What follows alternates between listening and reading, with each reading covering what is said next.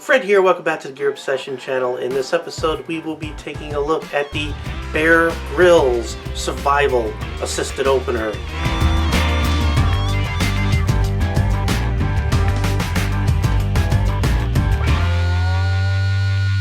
So here we have it, another Bear Grylls survival tool that will save us and save the day.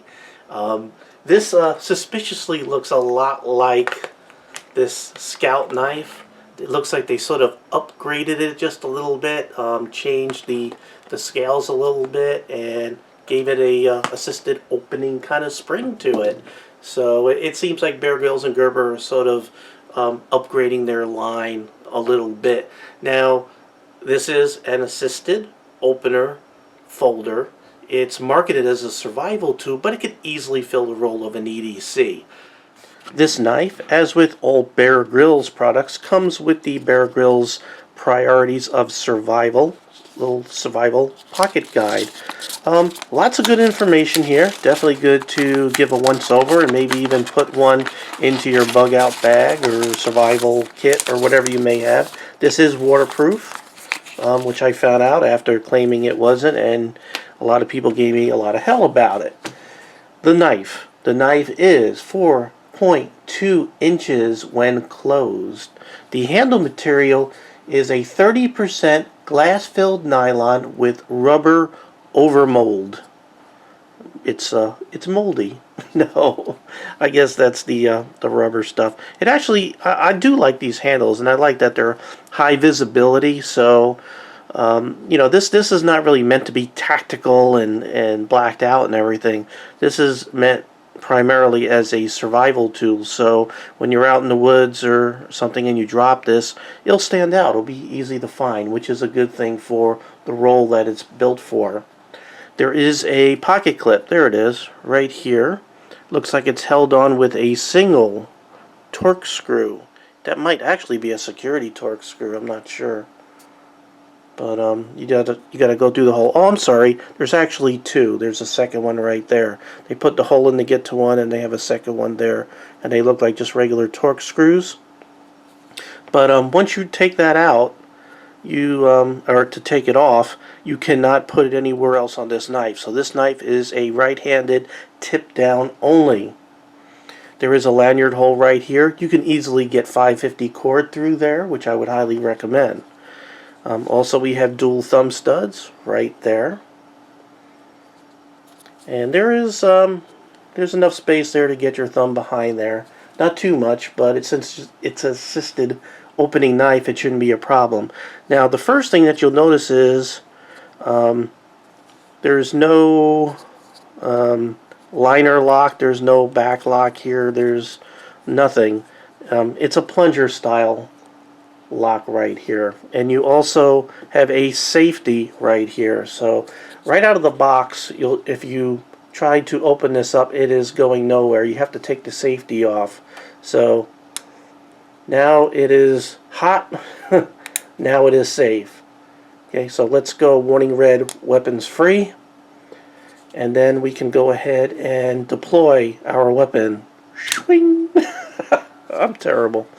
Alright, so now that we have the blade deployed, you can see that it came out, and, well, you know, the first thing I notice, blade play, up and down blade play. Actually, there's no real side to side, but there's up and down. And you know what, I'm almost not surprised, because I've seen a lot of plunger style locks like this actually have that problem. But that's actually a little more than I'm even accustomed to. The next thing is this plunger lock. To fold this knife back up, you press this plunger. It's barely sticking out to begin with. So, I mean, you really gotta, it almost looks broke, but it's not. But you gotta push that down there, and then you can fold it. Now, make sure retention is good here, which it is. So, I don't know if you absolutely need the lock or not.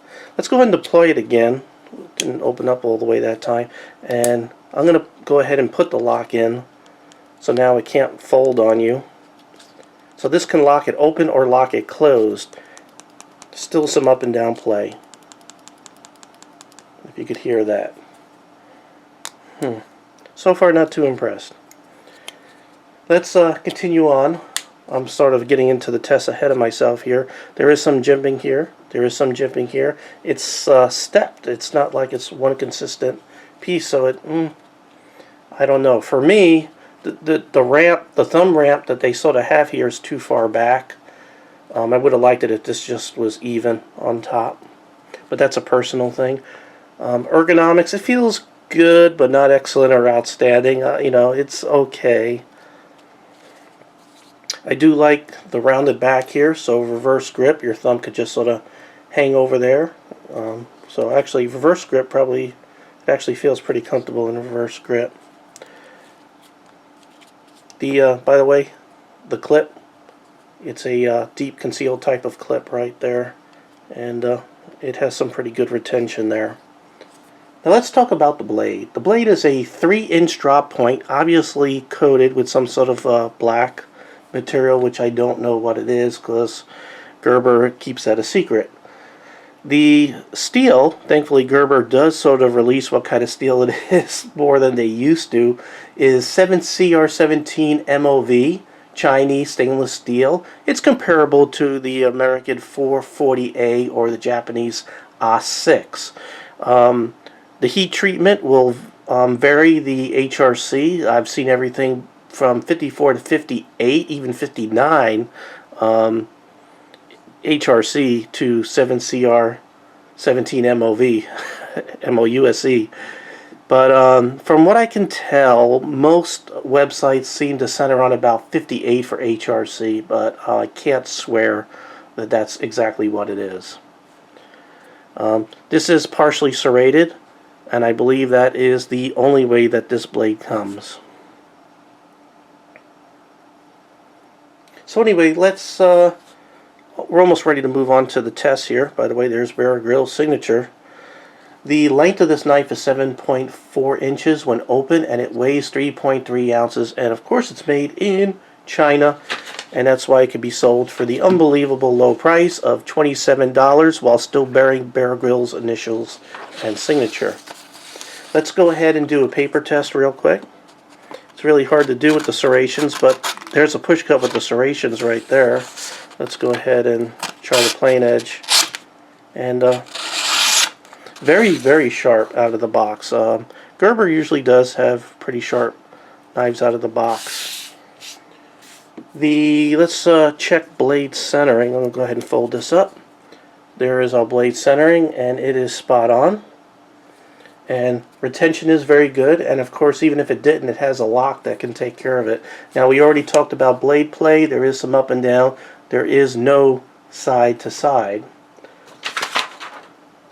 Let's go ahead and bring out a piece of wood, and I'll do my customary stab test using my reverse grip. You know what? Just to be on the safe side, I'm going to go ahead and make this safe. Okay, that's really deep right there.